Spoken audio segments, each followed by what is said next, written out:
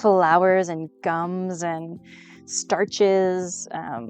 Like gluten-free baking is not, I would say, the most like accessible at all. So if you're trying to do gluten-free baking and doing it on your own and doing it from scratch, it's really impressive. And no small feat. Yeah, most of our recipes are for meringue mousse combos. Yeah, delicious and rich, but there's no substitute for anything. That's just the type of recipes they happen to be. Mm-hmm. Yeah, gluten-free. Misty! Hello. Misty Ellen, how are you? I haven't seen you in a while. What is up, my friend? What have you been up to?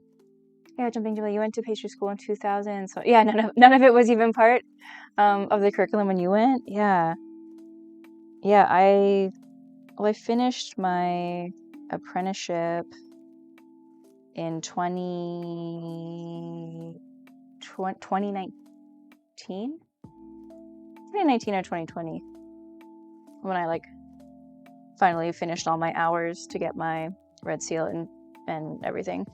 Because I finished school, but then I didn't finish all my hours. So once I finished my hours, I think it was a few years ago now. But yeah, so not that long ago, and it was a very small unit. And it was like not just gluten-free, but all kind of like dietary. Kind of went over a few different dietary restrictions, like people with diabetes. High sugar stuff. I don't know what else. Not like talking about like nut allergies and things like that too.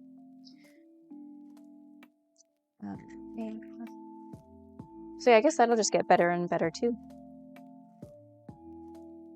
You're well, how are you? I've mostly been doing art and about to start moving. Oh man, moving is such a big job. I hope your move goes well.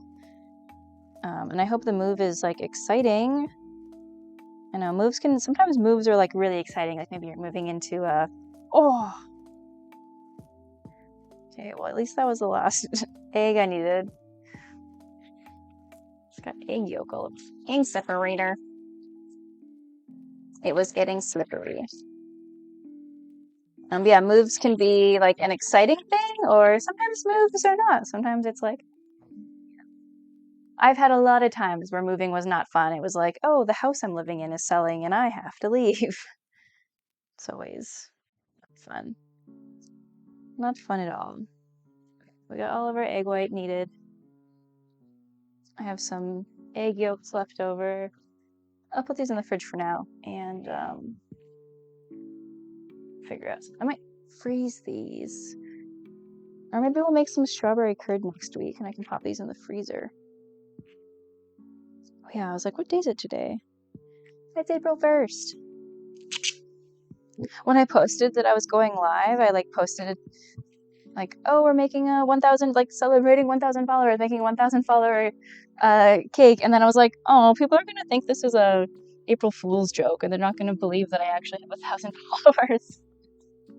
So I put in the post, like in my Instagram, I was like, star, like asterisk, this is not an April Fool's Day joke. It's an actual celebration.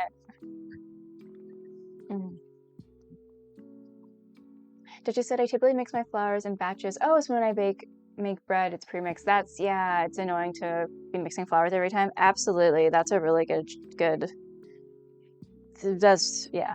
And that's nice too, because, if you're like, ooh, I want to, maybe if you're kind of like on the fence motivationally, like, I really want to make it, but I have to make the flour, then I got to make the bread. It's, but if you're like, hey, it's already mixed and like ready to go, that's what we used to do when I was making the gluten-free baking at the cafe I worked at. I would, make